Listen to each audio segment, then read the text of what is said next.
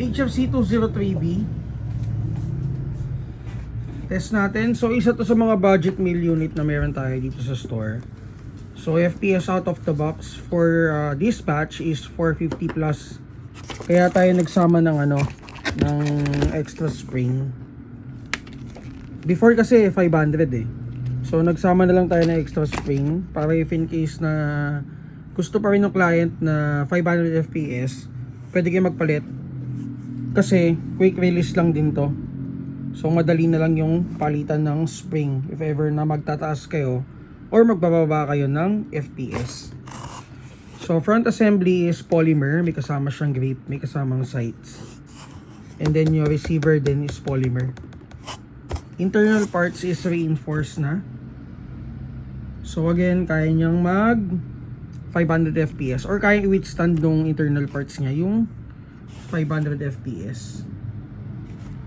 And then kasamang magazine is 300 rounds na flash magazine. Hila.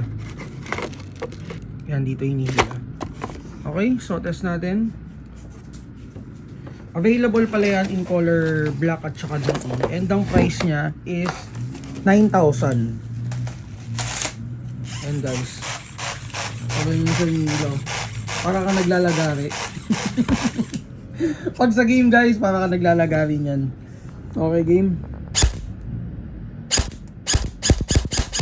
O ito medyo mataas, nasa 470. Yan, nag 480 pa. So ayun, tamang lagari ka lang sa game site guys.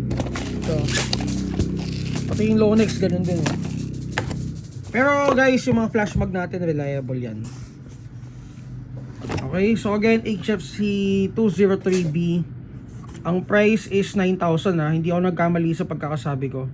Baka may mga magulat na naman dyan na ang mura nung nung unit. Ganun talaga dito sa Mavs. Okay, so for inquiries, PM lang kayo sa page natin.